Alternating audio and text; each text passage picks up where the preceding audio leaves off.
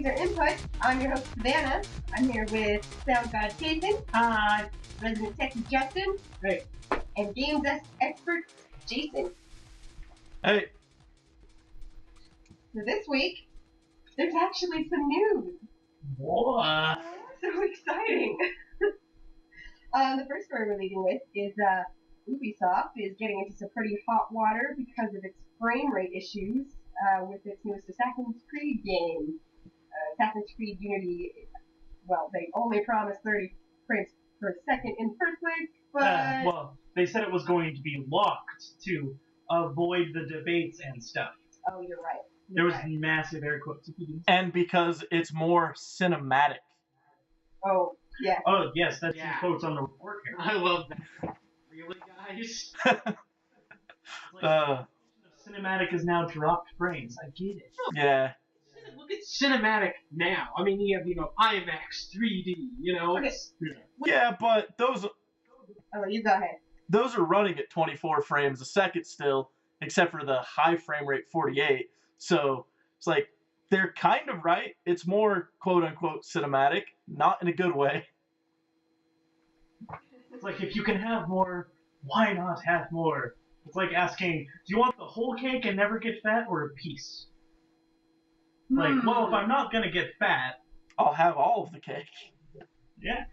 See, when I first heard that it was more cinematic, I was like, oh, well, then you need it to be 24 frames per second. But then that's because I was thinking of video cameras where it adds motion blur to it, which is what gives it that kind of movie feel.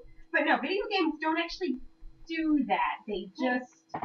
Actually, that's a full-on setting in most games. You can actually set them to do that.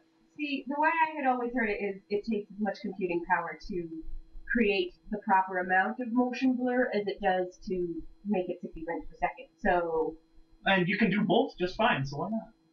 You know what? I don't know. If they're chugging along even locked at 30 frames per second, because that's the big story, is they locked it at 30 frames per second, and now people are playing it and saying, no, I'm getting dropped frames. It's an issue. Yeah, it's dropping as low as 20 frames per second at times. Which, sometimes 28 can just be game-breakingly terrible. Any lower than 30 is wrong in this day and age. I mean, 60 should be the standard, but 30 at least should be a bare minimum. Yeah. Well, and I'm not the first person to say this, but the only reason that this has been such an issue is that it is AAA developers like Ubisoft who have said, hey, we need higher frame rates, and it's an industry standard. We have to start doing it. Like, it would have gotten there eventually anyway, but when you're the one who says that we need to up the industry and then you can't stick to your own standards, it's a little bad. Well, Yeah. I'm kind of forgiving. I mean, right now, this game is new. Yeah. I mean, obviously, this is probably just the odd bug that's occurred. Yeah. Is what I would guess. But I'm more forgiving for stuff like this because they talk about focusing on the interactability of all these characters that are on the screen. I mean, the fact that they're pushing so much processing power towards making the environment cool instead of just making it look pretty. I mean, the fact that they're trying to make it really pretty too is bad, but I don't know. You see, like, I would give them more credit if they had just come out and said, our game's doing lots of shit all at the same time, so we need that extra computing power that bumping it to 60 would take. Like, if they would have just said that, I wouldn't care. But personally, I feel a little lied to when they're like, we're locking it at 30 because it's better this way, and it's just like, not really. Well, Yeah. With a lot of programs, when you write stuff, changing the rates of things, dynamically allocating more or less resources, that in itself has overhead. Yeah. So a lot of times you'll get a performance increase by saying, like, if you can have a game that can run at, like on your rig at 90 frames per second most of the time, and you lock it at 60 or lock it at 40, it is going to, like, overall, the performance of the game will be better because of that. Yeah. So, but why they would want to do that?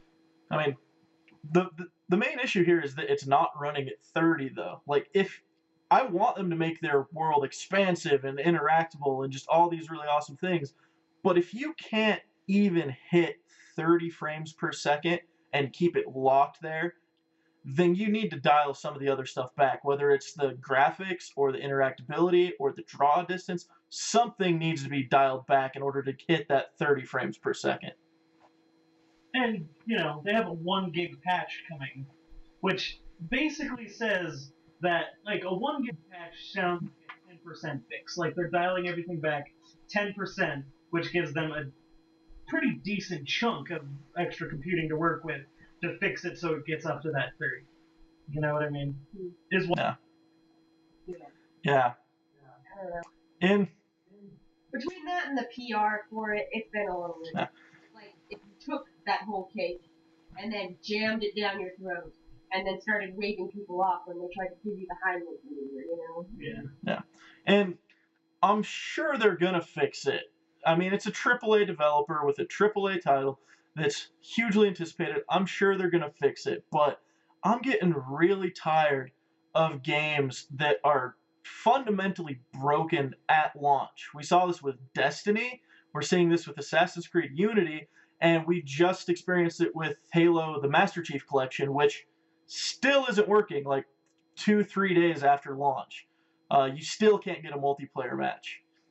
Dang. You know, I think there's something to be said about that because I think that your customers, your first wave round of buyers, being being some beta testers, I think that is actually I would rather that be the norm. The problem I have is when they promise perfection.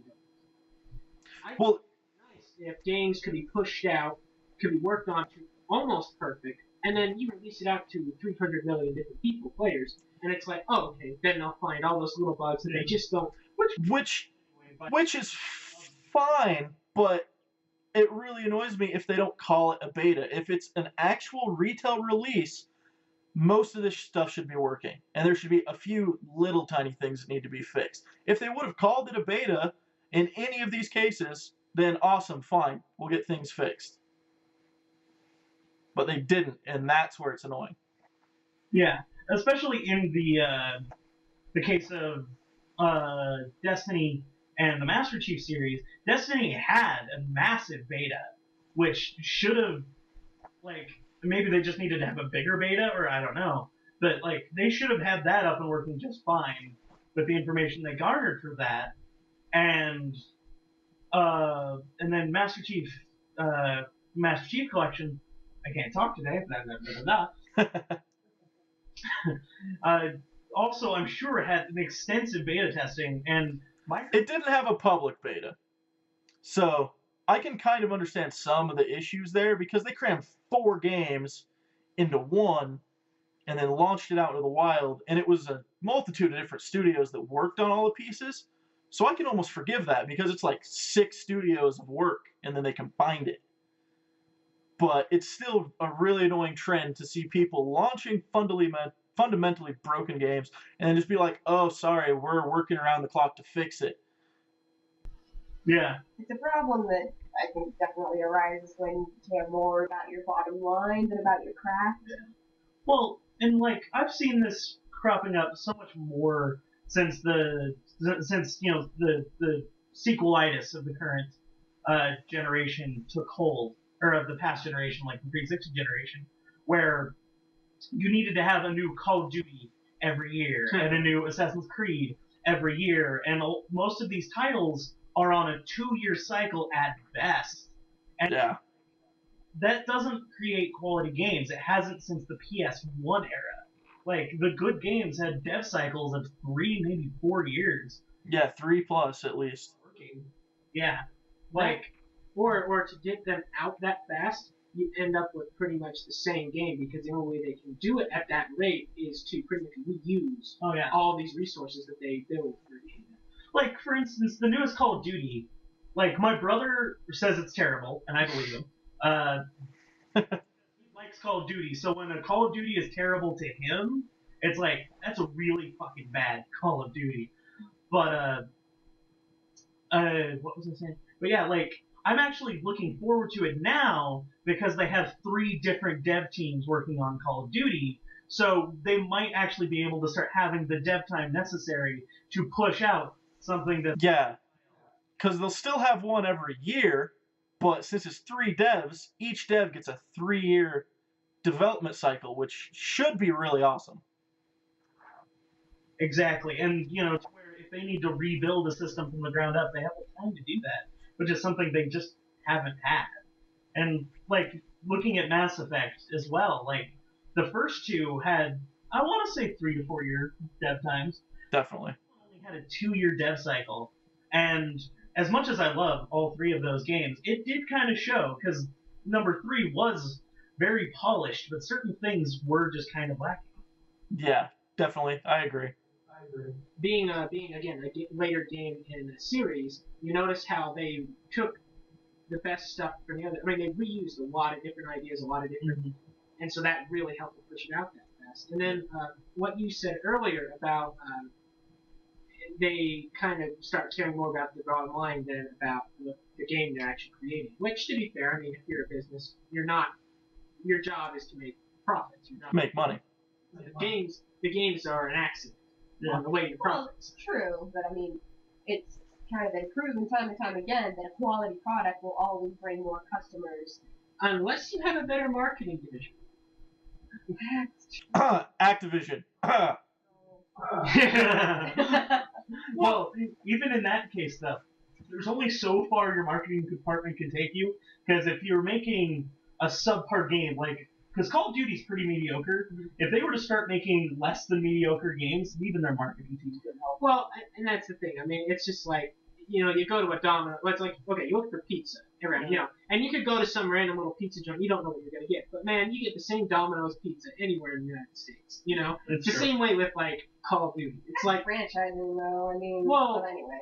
Okay, Continue. but then also another thing about hurting their bottom line. It's like they have this tendency to not games that should be released as a beta if they're going to release them at that stage in the development cycle, being released as a complete game. And if you have a game and you say, okay, here's this great thing we're working on, we're going to release it as a beta, nearly finished, and you guys can help us finish it and get the game released.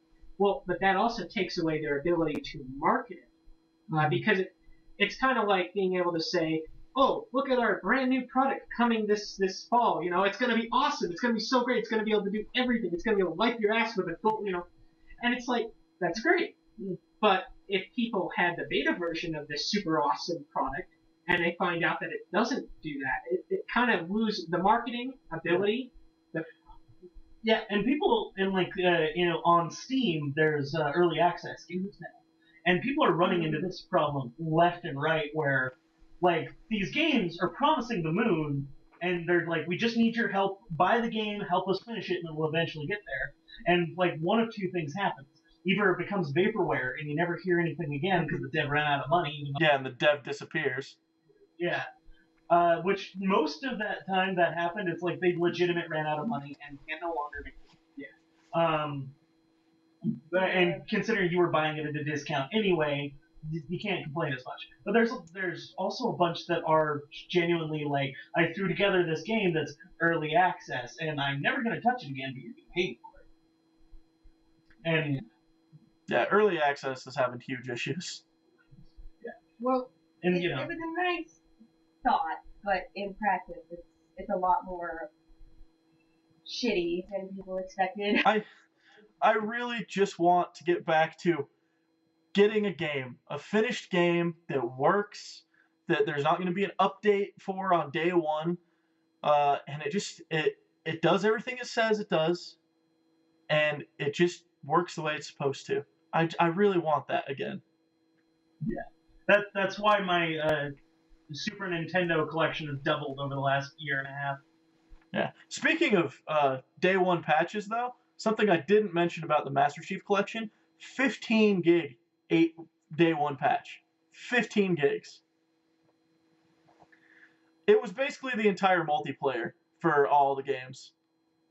Like the original download was the actual games, and then you downloaded the multiplayer. Yeah, it's still. use 2 discs, guys. Yeah, we mentioned Yeah. in the previous podcast. Did you? Yeah. I've been gone for 3 weeks. Yeah. But Welcome back. Yeah. It's good to be back. Hi, audience. no, it was.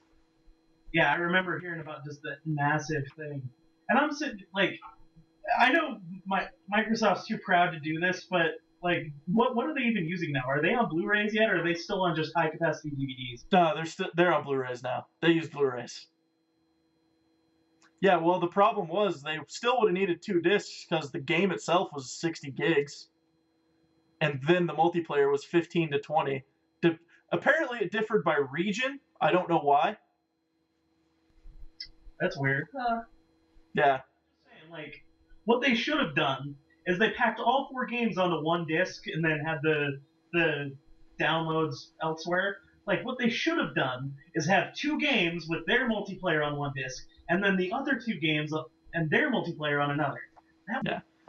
Yeah. I mean, I got the digital version, so it's all a download no matter what. But, yeah, so it had a couple issues with the day 1 patch and multiplayer not yet working. But the single player, having all 4 games in 1080p, 60 frames per second, is really awesome. It makes a huge difference. So I really like the game. I absolutely love it. I'm going to play it for a long time, but it's had quite a few issues at launch. How's Halo 2 in upgrade, by the way? Because I played it, and Halo 2 in the anniversary mode is amazing. Especially the redone cinematics by Blur. It's phenomenal. Like, the redone cinematics, I felt like I was watching a movie. It really made me want not even a live action Halo movie, just a Halo movie made by Blur. It would be amazing. Dude, okay. Now I kind of wish I had an Xbox One. You can watch all of the cinematics online just to appreciate them because they are really well done. Blur is a phenomenal studio. Absolutely love those guys. But I like to play the games. Yeah, well, We'll post a link to those down below. you can buy an Xbox One Black Friday for like $50 off if you've got spare money, but knowing all of us, we don't have any spare money. Actually, that deal is just a thing. Microsoft, it's just $50 off until Christmas. Oh, really? That's awesome. They're bundles now. Yeah, but you can get it with a game for which makes up that 50. So. Yeah. Oh, I want to touch on one other thing about Assassin's Creed Unity before we move on, is the fact that I just remembered this. It performs worse on PlayStation 4 than Xbox One, which is completely different than any other game this generation. Normally, the Xbox One has a few more issues, but apparently the PlayStation 4 version is having more frame rate drops than the Xbox One and more severe frame rate drops. But aren't they both on the same infrastructure? Yeah, I think so, but for some reason the PlayStation 4 has more issues. Can't imagine what kind of coding gymnastics are happening there. Yeah, it made no sense to me.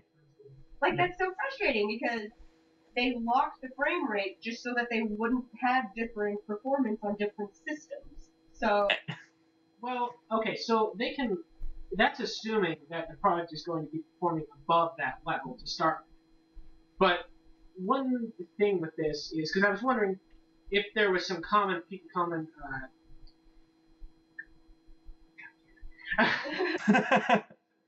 If there was some things that were happening, like the game was slowing down because of specific things for different people's experiences, and then the idea like why it would perform different on PlayStation 4 versus an Xbox One.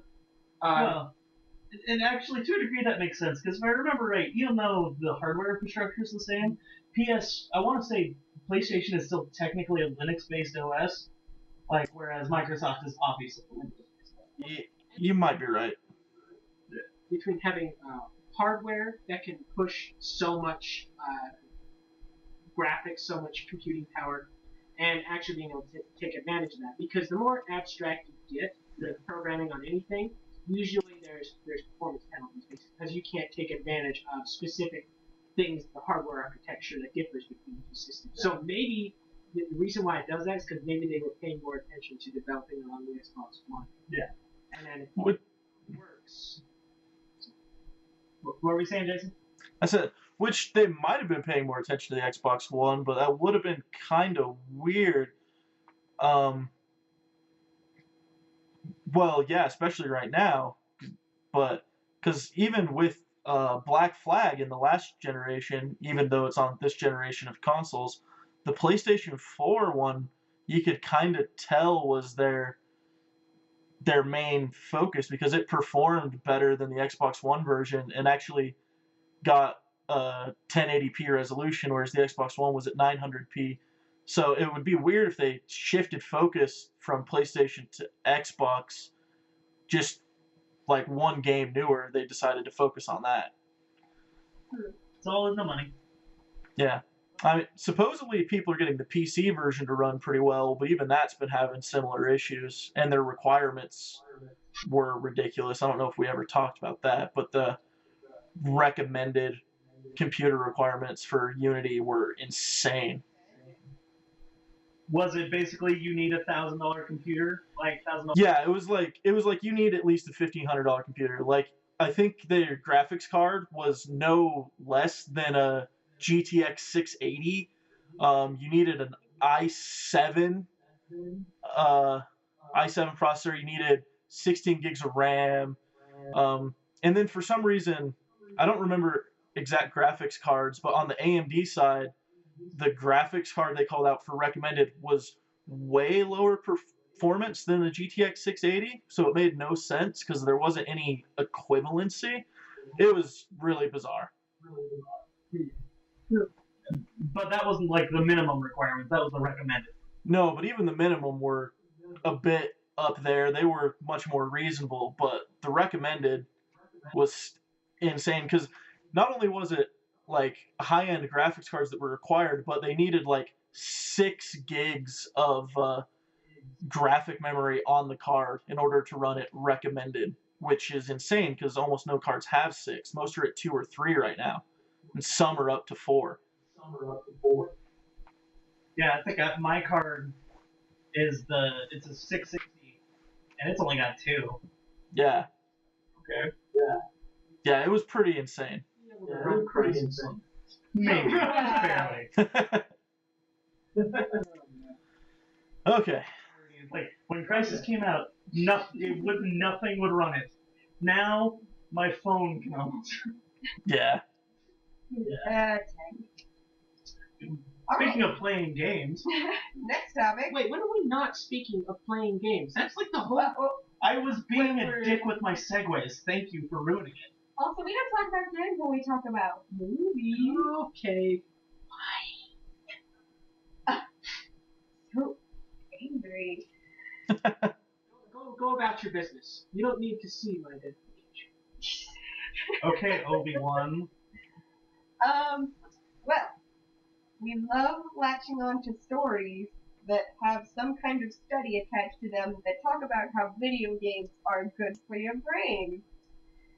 And so another one of those has come out. Tayson, would you like to elaborate? Let me find it here. We just ignore the ones for studies that say video games are bad and not for brain. We just Yes. ignore those. Those don't exist. No, that's not a thing.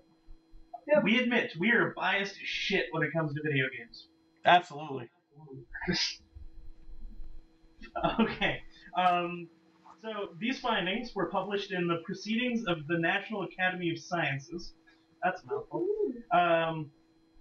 But it basically states that playing action games makes you better able to adapt to new perception-based challenges, aka makes you more able to learn how to learn like the cues you need for visual or auditory stuff.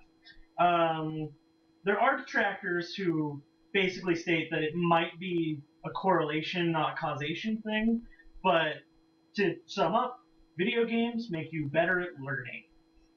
So they don't make you smarter, it just makes it easier for you to learn stuff. Yes. If you're attracted to action games, then it means you're more likely to be able to learn how to do these things. Yeah. So really, even if it is a problem with correlation versus causation, then it's still kind of a good marker of what you or your child is going to, how they're perform in life. Yeah. You go ahead, then I'll. Well, a key thing in any type of learning at all, I mean, because looking at artificial neural networks, a lot of times they have to do what's called dimensionality reduction, where you take large amounts of data, like for business intelligence, they use a lot of stuff like this, where they'll be given all this data, and then they have to try and make sense of it somehow. And if they can create some sort of system that will correlate that data and try and pick out just the most useful pieces of information, which is usually, you can toss out lots of stuff. I mean, statistics as a science does this exact same thing. You take data and you try and find relations in it and just convey those. Now, with stuff like this, when you are put into an action game and suddenly you're in a new environment, you have to quickly be able to figure out, okay, what things do what things are important. I mean, when you look at someone who's just starting out playing a game, they look at everything like it could be important. Like, is this door, okay, what about this chair? Can I do this? But you look at someone that's seasoned in a game, especially competitive players, they ignore 90-something% of everything that's presented to them through their ears, through their eyes, and because they know what things are already important. So that process of being able to pare down, okay, what actually matters, that skill is applied everywhere, and it is sharpened incredibly in action games because of how fast-paced they are. And I would wager that any game does that. Yeah. Well, and like just to take you through kind of what the study, they put them through what they call perception challenges, which is basically like whether they can pick out the thing they need to pick out. So, for instance, in an action game, a perception challenge would be your ability to see the sniper in the foliage, right? Yeah. What they found wasn't that gamers are just better at spotting the sniper, because their baseline everyone tested about the same. The gamers were able to more quickly pick up how to spot the sniper, so their scores climbed more quickly than the rest, than non-gamers, which is where the correlation causation problems come in. But even then, that's still a very interesting factor to have. Well, and as is mentioned in this article, there's a couple of potentially confounding factors for this study. I mean, one guy raised the issue that if they advertise for participants for the study of gamers and non-gamers, people that self-identify as that probably are already more drawn, they're probably already faster at learning this type of thing, and so they're drawn to action games. So it's more of a, not a causation, but as a, it's sort of reversed in that sense. Another thing that could also happen, I forgot, so when I remember, I will mention it. Sorry, I've had a day, man. It's... I feel you. So it's like, but even with the correlation causation thing, like it basically pares down to either you're a fast learner and you're drawn to games because of that, or games have made you smarter. Either way, congrats, you're a smartass. Woo! Oh. Yeah. So the other confounding factor that I thought is people that play computer games. You notice, because you mentioned earlier, what was that computer game you mentioned where everything is intentionally different? Oh, okay, Default Dan. Default Dan. Okay, so things that would normally be like a heart-shaped object is not health. It might be something that eats your soul. Yeah, cupcakes are the devil in that game. Okay. So you have people that self-identify as gamers, and they're having them. They're doing perception challenges, but they probably certain things are usually a certain way. So like in most games, people that play games can pick up a new game faster because they're used to the fact that a lot of games have doors that don't. But someone that's never played a game before, like if I threw my dad and my mom in there and says, "Here, try this," they wouldn't know. They would even start thinking down that path. So, yeah. Well, that was interesting. Sorry. Anything to add, Jason? No, that's said everything I need to on that. Okay. So keep playing games. It's good for your brain. Yeah. Especially if you're old.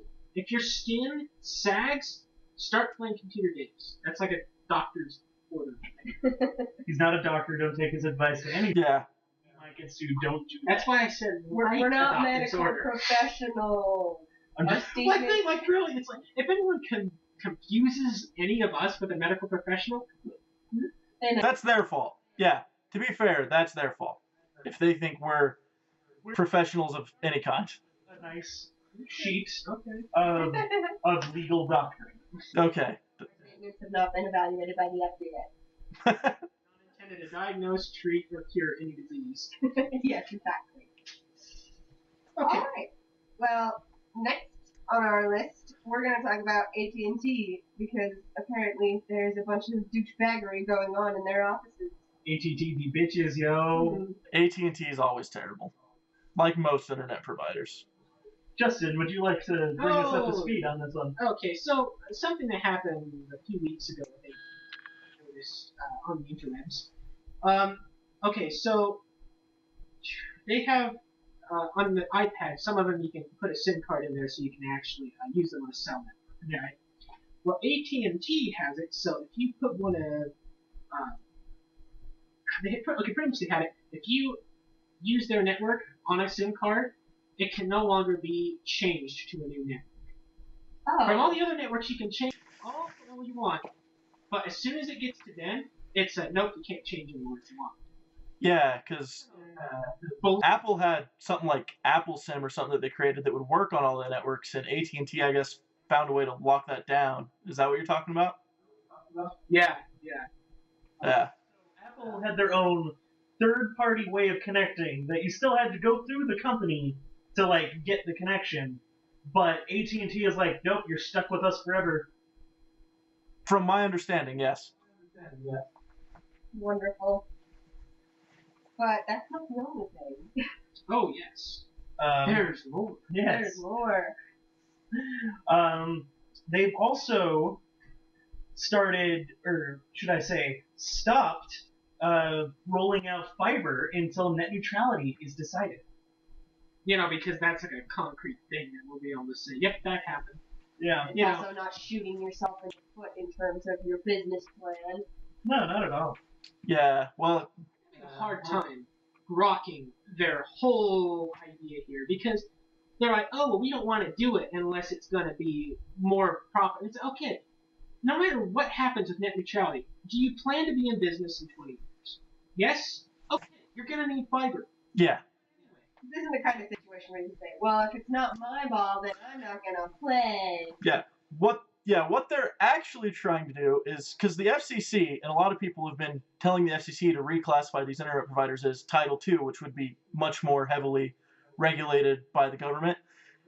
Basically what AT&T is doing here is saying, well, if you reclassify us, we're not going to roll out fiber. They're trying to use it as a type of ransom. It's like, no, you have to let us do whatever we want, or else you're going to have shitty internet. That's what they're trying to do. Which is going to fail because that just means Google takes over the world because they're like, internet, yeah. Yeah, exactly. Because fiber optic networks are the next 100-year network. We need fiber to do pretty much anything at this point, and to stay competitive with other countries who are already using fiber networks. So the major companies who want to stay in business are going to have to roll out fiber regardless of what net neutrality and government regulation rules come into play. They're going to need fiber networks. They're going to need to provide better speeds. And they can't get around that. Yeah. Like we now live in a world economy, you know, and so we have to have those speeds just to talk to everyone else anymore, you know? Well, and from a physics standpoint, I mean, there are, like I said, mentioned this before, there are theoretical limits in information theory. It's been figured out how much information you can push down metal conducting wires as transmitters because there's noise. There's a certain very, very definable limits. With fiber, there's still limits, but we haven't even come close to exhausting them. I mean, here was a story I found back on phys.org, October 27th, and these researchers figured out how to push 255 terabits, that's T, bits per second. As in 255,000 times, like, the gigabits. Yeah, roughly. So it's exactly. This is fiber optic. I mean, it is everything in the future that is going to be this. Yeah. Yeah. Well, and the great thing with fiber, like the reason you should want to roll it out anyways, is right now, in order to upgrade your network, you basically have to ignore the copper you already have and lay fiber network. Once you have the fiber in the ground, if you want to upgrade your network, you replace the piece of technology in the person's home and you replace the piece of technology at your data center, and the fiber cable stays the exact same, and you've upgraded your network. It's extremely easier in the long run to upgrade your network if you roll out a fiber network. Oh yeah.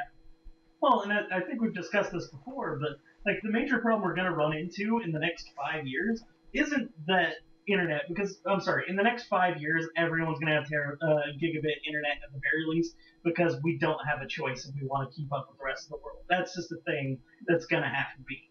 However, most of, especially consumer grade tech, is limited to I think 300 megabits per second is my Wi-Fi. Most wireless is. Most physical connection can deal with the full gigabit. Yeah, but most people don't use the physical connection anymore because wireless is so prolific. So True. you're gonna start running into that problem where now you're not getting the connection speeds you pay for on sheer fact the hardware you're using to get it to your laptop. Which there are now like AC wireless routers and stuff that have the AC connection, which are capable of much higher throughput than 300. But what's most prolific right now is about 300 megabit per second. But that has overhead and interference and stuff like that, so you won't get 300. Yeah. But that's what most people do have in their homes right now. Yeah. For instance, mine, our internet is 50 megabit, and we're pushing it through this router. Sometimes I have a hard time with the recommended 7 for Netflix. So. Yeah. Well, are you using Comcast? Yeah, that's the other thing. It might not be your router then. It's probably Comcast directing Netflix traffic over the shitty part of their network. This Probably. is AT&T we're trying to vilify, so... Well, they're all terrible. They're all terrible. Especially, like, Time Warner has been trying to push data caps on people. Be like, yeah, you'll love data caps. You want them. You guys all want them. And everybody's like, no. But Time Warner's still like, no, but you want them. They're awesome. Here, take them. You want them. They're so good. Take Yeah. and data cap. Yeah. That's a practice that's not going to work either. They can try all they want, but people eventually are going to swarm to companies that have no data caps. Because me, as one person, and admittedly, I use the internet a lot more than a lot of people, but I can go through 100 gigs, full like gigabytes in a month easy, and they're trying to pass like a 30 gigabyte a month limit as their high. They have a 5 tier and a 30 tier. Yeah. Especially like nowadays, like back when the internet was first a thing, you had one person who surfed the internet, and that was it. Yeah. That was the only person in the house who knew. Nowadays, every single person in the house, from 5 years old and up, all of them using the internet all the time, like on multiple devices. Yeah, and so it's like at any given time, you could have anywhere from 2 Netflix and a game, all the way up through like several Netflixes. Like there was 2 different Netflix services in my parents' house while I lived there. Yeah, well, I mean, because if you have enough people, 2 people could be using Netflix stream, somebody's watching Hulu, another person's watching a Twitch stream. You have a household like that, you're going to burn through 30 gigs in like a couple of days if you have a data cap. Yeah, exactly. And like you said, if they start trying to implement data caps, if they actually start getting their way with that, people will flock to other things. Well, that's the big problem right now in America. Most places, you have maybe, if you're lucky, 3 choices, and 2 of them suck ass. That's why you're not using them currently. Yep, that's true. Companies like AT&T here pushing their weight around like this, and that it's like bullying. they're trying to tell everyone how bad too much regulation is going to be in on the internet, net neutrality type stuff. They're saying if you regulate us broadband providers too much, things are going to be bad. And then they go do shit like this and push their weight around. It's like, this is exactly what we're supposed to prevent with that. Yeah. They're not making their case any better here. Yeah.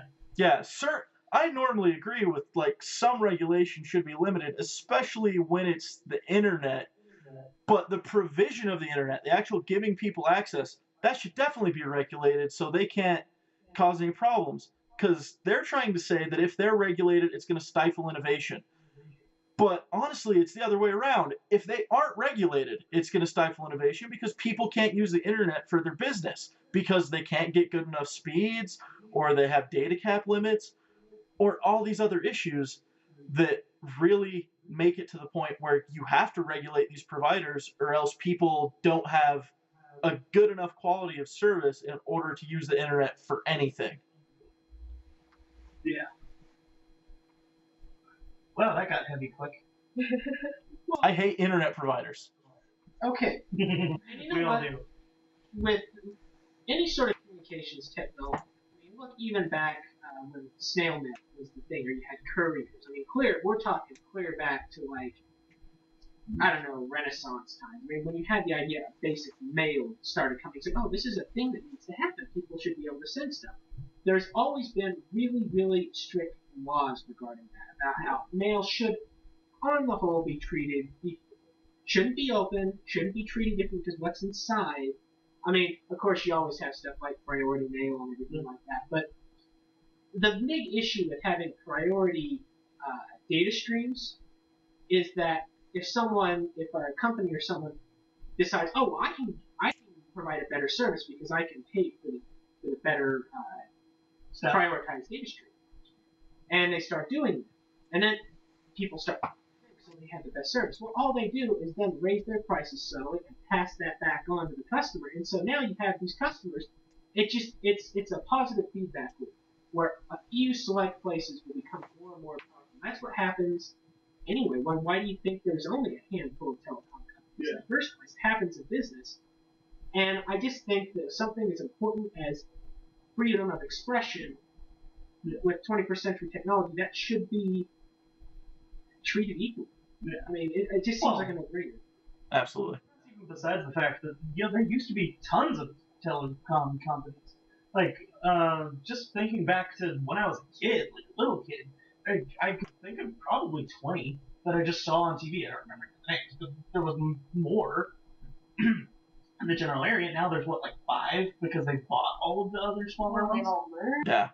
Well, and then didn't that happen with AT&T? Is where they bought so many things and they had so many sections that they were able to drive out competition because they were so large that the government broke them up into multiple different pieces. And yet our ISP industry right now is doing things way more anti-competitive than AT&T did back in the day, and the government hasn't broken them up yet into smaller pieces and told them, hey, you can't be this anti-competitive, when they clearly are. Which, that's the real tragedy of this, is they're being way more anti-competitive and nobody seems to care. Because guess what? The ISPs are paying all the politicians to just ignore it. Nobody's raising their phones. Yeah. Exactly. And they break them up into all these pieces, right? But then, what granularity is good enough? Because if you have, say, instead of one big company that owns everything, you say, no, you have to be 5 separate companies, so there'll be competition.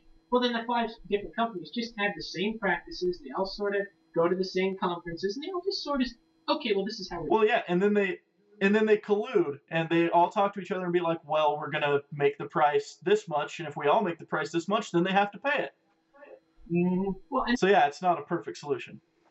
Yeah. I mean, that's why net neutrality shouldn't be allowed to go down that road, because right now it's at the point where they don't need to break people up. Like, even Google, as powerful as it is on the internet as a presence, if someone else starts a service on any little corner of the internet, and they start doing better, the quality of their service is not dependent upon how much they're paying the broadband providers. No. That isn't even in the equation. It's just on the merits of what they are bringing to the people. Mm-hmm. You know? And if that is better than what Google's doing, guess what happens to Google? It does. Well, it doesn't die. That part dies. Whatever dies. Yeah. So, I don't know. At least that is very, very important. And that's why I like things like, there's a new thing that certain people are trying to get pushed through. It's not gaining much ground yet, but I think it will. Is municipal internet? Yeah. Yeah. Where like the cities have all this infrastructure just kind of lying around anymore, especially with like landlines. No one uses them, but they can actually push through at the very least DSL internet. It's like low-level DSL for next to nothing. Yeah, but the local municipal internet has tried to be a thing in multiple places, and guess what? Your friendly neighborhood internet service provider steps up and says, hey, you can't do this. The fact that it's government funded means that it's an unfair competition against us, and that is illegal according to some part of the law. And so the local municipalities have to shut down the internet infrastructure or sell it off to the companies that they were trying to get away from because of the law. So I think that would change if they changed it to a utility as well, though. yeah. Yeah, if it became classified under Title II as a utility, then that would absolutely change. You know, Speaking of changing, we'll keep this conversation going, but just to throw this out there, apparently Obama is coming out. President Obama. President. I mean, President the Obama. President of the United States of America. Thank you. I respect him. I do. I'm on a first name basis with everyone except You're real Say, life. Or you mean very? moving on. Sorry. Fine, me and Barack. Yeah.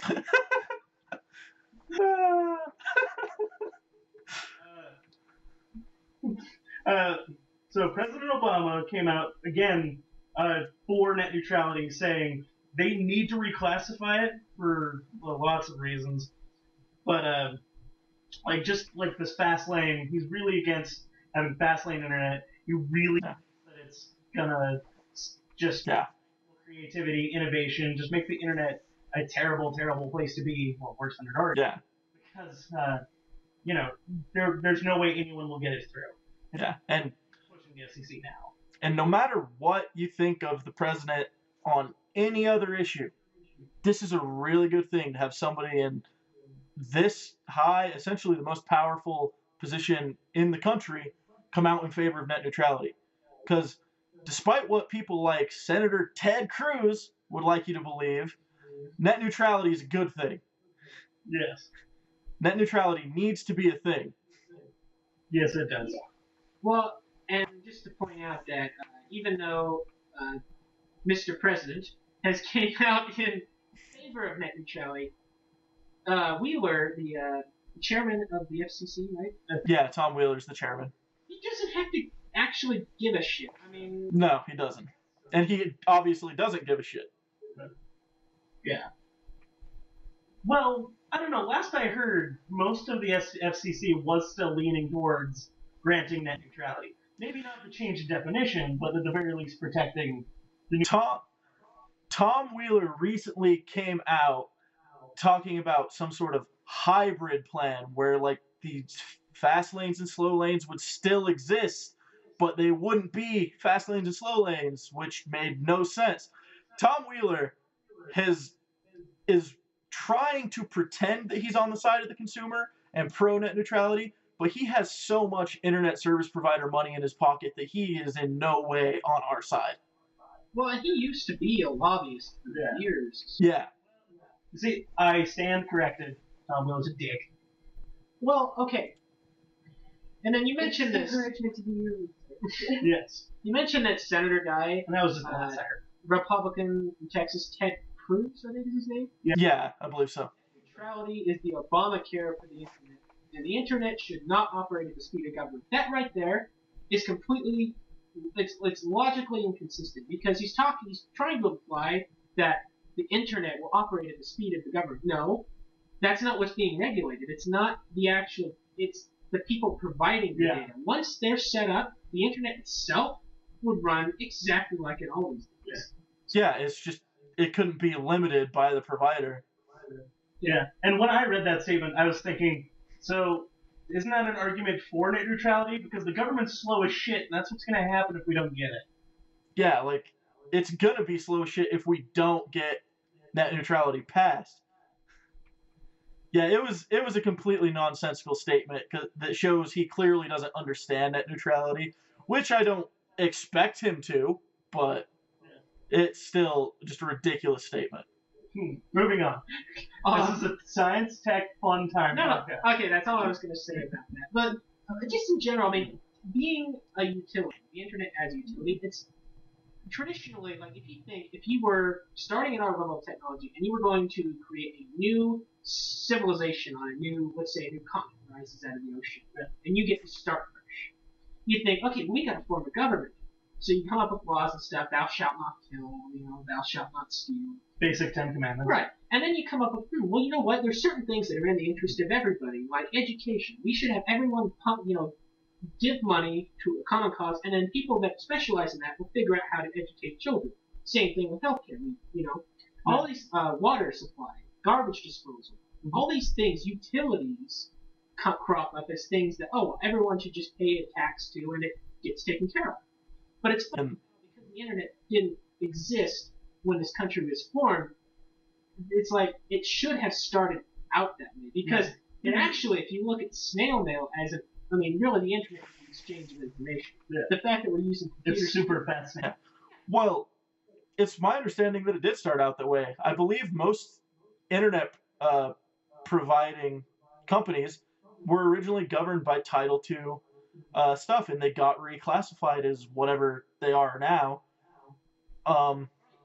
And so they originally started out as a utility, and they got reclassified, which was a stupid move. I don't know why we did that. I haven't looked into the history of it, but they should still be classified as Title II. Someone paid someone. Basically. I don't know. Like, it all just comes down to people are paying people. Like it's proven fact that most senators don't actually read any of the laws anymore. They just war against them and then vote. Like, they're just told how to vote by someone in their regime. Yeah, they have their staff read it and be like, okay, what should I know about this? Okay, I'll do that. Yeah, so it's like, I take, even people I agree with, I take with a grain of salt, because I'm like, you have no idea what the hell you're talking about. Some aide told you to vote this way. Yeah, even if you're for what I'm for and I agree with you, I don't agree with you because you know anything. Yeah. Well. Let's move on to something a little lighter. Well, I have one last thing to say. Okay. Thing for like data caps and the idea of like broadband providers just giving shit to customers. They always try and throw things. They try and scare you into their agreeing with them. So like, oh well, you don't want those people doing torrent stuff, using up all the bandwidth and making your service slow. They want, oh yeah, we hate those people, so we're gonna be, the enemy of my enemy is my friend, sort of thing. And what the thing is I really question whether people, how much data can one person actually use? I mean, yeah, you can sit there and have your computer set to download HD movies on torrent sites all day long, but then at some point you're either going to run out of local storage space or you're not going to be able to watch them all. So it's like, I think it's almost kind of a fallacy that people use more internet than other people to, at least to the extent that they say. Yeah. So. Oh, yeah. Well, it's like I was saying earlier today, especially just in your normal household, you can go through 10, 20 gigs every few days, like just through normal internet use anymore. So, like, even that's a null argument just because because torrenters were using the most internet. But now with video streaming, it's normal everyday people. And with 4K becoming more mainstream and people like YouTube and Netflix starting to offer 4K streaming, we're going to need even more usage in the very near future. So the data cap stuff is ridiculous at this point because we're going to go on to 4K and then even 8K eventually. So I love the idea of 4K, but right now, just with our current level of tech, it terrifies me because it's like the one thing I see is like that could bring the whole world down without even trying. Just trying to get all of that information from one point to another. And at what point do we stop creating higher resolution monitors? Because at the point that you can't see it anymore. On like a 60-inch screen, you probably need about 8K. I don't think you would need much more than that. On a 27-inch like what I'm using, you don't even need 4K. like 2560 by 1440 is perfectly fine on a 27-inch screen. Yeah. You know, Unless you're pressing your face up against it. Yeah. But I mean, 4K is cool, and I'm fine with moving almost everything to 4K. But once we get to 4K for computer monitors and 8K for large displays like TVs, we can probably stop or move a little bit further and then stop. Because at some point, we're not going to be able to see the difference, even if we're pressing our face against the screen. Yeah. They'll press against the screen, and it will just look like what you would normally be looking at, like a leaf. Yeah. Plateau effect would have on the load on all these network infrastructures. Yeah. I mean, eventually, it's like the amount of bandwidth available and that being used for video streaming will kind of go like this. Yeah. You know? So I don't know, but that's Oh no, like it's an exponential curve, infinitely reaching zero, where it doesn't matter. But at the same time, it's still just kind of like, because they're starting to push for that to be standard, but we don't have quite the infrastructure, at least in the U.S., for that standard to be handled. Does that make sense? As far as internet streaming goes, yeah, but I mean, there's still like physical media for a little bit longer. Give me a PS4 with a 4K, Blu-ray. I'm happy. Which PS4 and Xbox One can upscale to 4K, which is kind of cool. They don't do it native, but or actually I think the PlayStation 4 might be able to. The games obviously don't, but yeah. Well, I'm just saying, like, that's still a couple years out, but throw a Blu-ray in and have it 4K. Sure, why not? Yeah, it'd be awesome. Anyways, we're a little off topic. Yeah. Just a bit. Minutes. Let's talk about the Rosetta probe. Since none of us know anything but you. God damn it. Okay, so the European Space Agency. Okay, this is short version. Yeah. European Space Agency. Yeah, that's a thing now. Has been a thing for apparently 10 years. Yes, back in 2004, they launched this wee little probe off on a wonderful journey of the solar system, orbiting the Earth, I think, at least 3 times, doing a flyby of Mars once, orbiting a couple of asteroids. All these are gravitational system members. The thing it was in deep hibernation for 31 months before finally being turned on a few weeks ago when it came close to the comet 67P. They intended to have the mothership detach a tiny little probe, have that probe land on the comet, dig into the comet, and then perform science on said comet, beam the data back. Because Science. successfully landed a craft. NASA has in the past thrown And a crash. satellite projectile to break a comet apart to look at what was inside with telescopes. So that didn't count as a successful landing.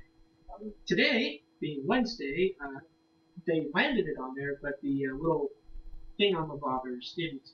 Yeah. The anchoring harpoons? Yeah. It's like the little hooks to drill it into the comet don't work. But they're still like, it's still a success. We're getting data and it's there. Well, and even the little thruster that's supposed to keep it on there too. Oh yeah, that That doesn't work either. Yeah. So it's kind of just sitting there precariously.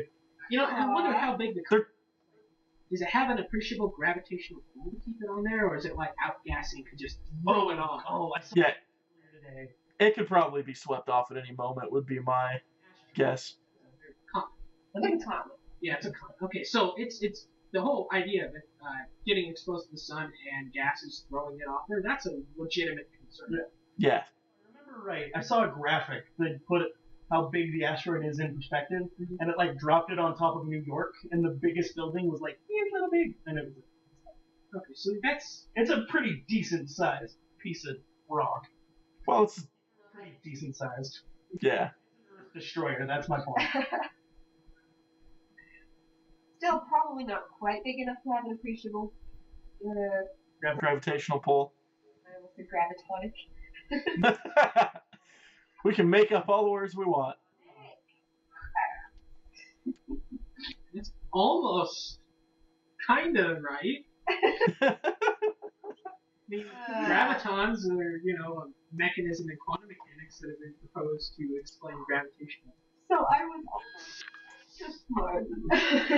Anyways, No. But yeah, so I don't think it's quite big enough for that. But it's cool that we're getting data at all. I mean, science, even a little bit of science, is still science. Science! Oh, 10 years. Yeah. 10 years. I mean, okay, think about this in your head, this tiny little box. Because, I mean, before the solar panels are folded out, it's just a little box. We go, send this thing off into outer space. What Which were is we doing 10 really, years ago? Like the other way. 10 years ago, it sucked around here. Yeah, we were all in junior high. Ugh. None of us heard a damn thing about this. Well, Aren't you special? so they send this thing around. They do all these gravitational system maneuvers. Honestly, to me, it is just really, really cool that we can calculate with enough precision to actually accomplish this maneuver. I mean, our Yeah, 10 years later. yeah. 10 years later, land on this moving object that's massive. It's like trying to snipe, like, one of Jupiter's moons. That's That's almost exactly what just happened. Yeah, that's surprisingly accurate. Yeah. Savannah, you talked about how we didn't hear about it, or you mentioned it. One of you mentioned it.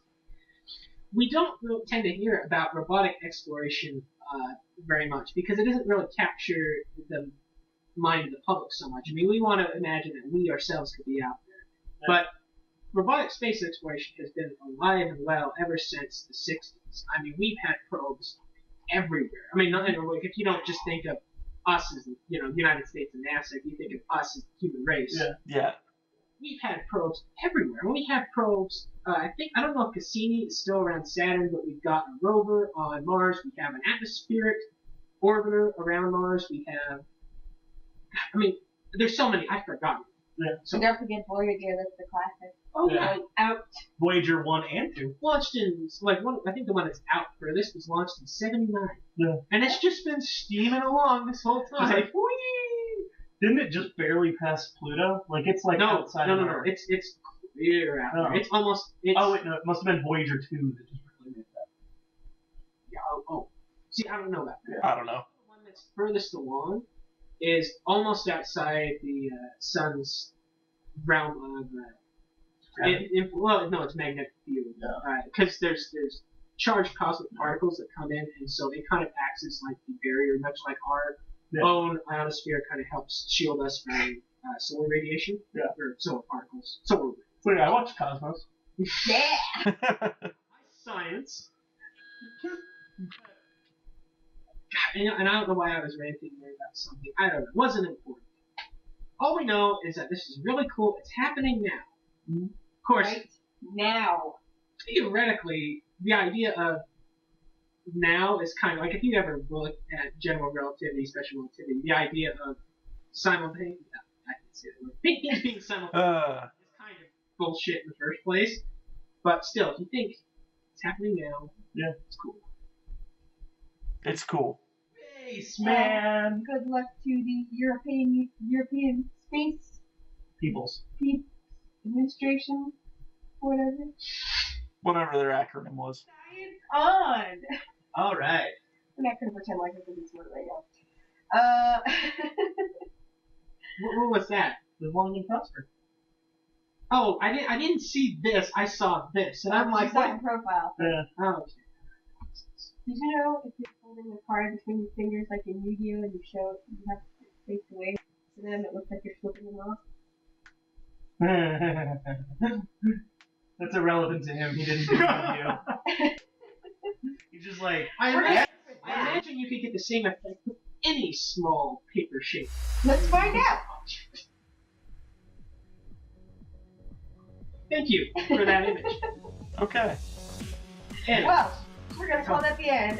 Thanks for watching. Don't forget to subscribe for more wacky hijinks.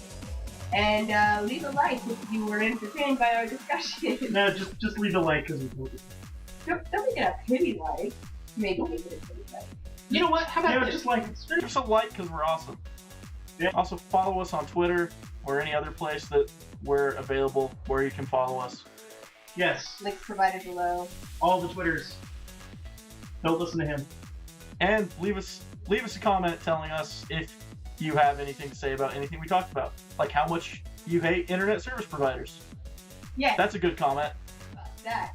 Join the discussion as to the deed. Thanks for watching. Bye.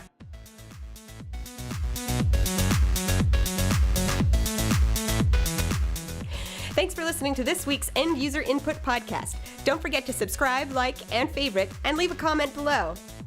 Feel free to follow us on Twitter at the links provided below. Also follow the links to relevant content. See you next week!